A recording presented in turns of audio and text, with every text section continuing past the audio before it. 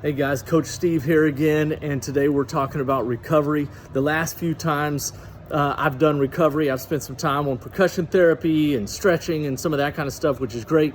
But today I want to get back to something that I had mentioned a few weeks ago about recovery runs, and it was about not going too fast. One of the biggest mistakes I see people make on different runs is just kind of drifting away from the pace that those runs should be done with. Usually it's the individuals going too hard, right? So long runs, recovery runs, sometimes we feel good and we just want to go and we want to go faster. We end up sometimes 80-85% of kind of max heart rate or our intensity level on a workout that should be 70-75%, which doesn't sound like it's a huge deal, but it's a big deal, and those percentages are set from a programming standpoint for a reason.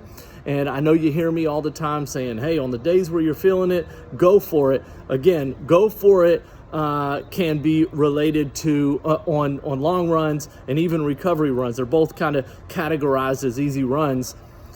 If you're feeling it, go for it for sure, but go for it means distance rather than speed, right? So not every workout can be a super hard workout. I think the advantage to making sure that your intensity on some of these easier runs is a little bit lower is it saves enough that on the tempo runs and the speed work, you've got enough left that you really can go for it on the workouts that you need to go for it. If you're going hard every single workout, if you're long runs, high intensity, recovery runs, high intensity, tempo, track work, at some point your body's just going to start breaking down. So again, my message today for recovery runs, it's 20-30 minutes. If your mileage is north of 40 or 50 miles a week, maybe you take those recovery runs up to 4 or 5 miles, but I still want them being on a scale of 1 to 10. I want the intensity being maybe a 6 or a 7. If you're getting too high there, those workouts are just crossing over and they're meaning something different, which is going to take away from the days that workouts like that are really necessary.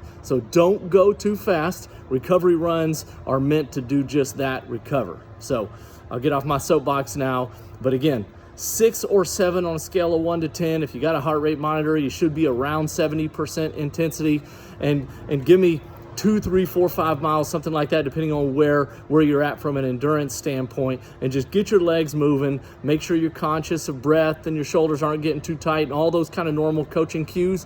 Make sure all those are in line, but let's use these recovery runs for what they're meant for, recovery, and then that way we got enough left on our tempos and our hard days, our track days and all this kind of stuff. We got enough left. So I hope you enjoyed David's long run yesterday. I know I did. Today's about recovery. We'll have an off day tomorrow where we'll get some strength training in, but we give our feet a rest and legs.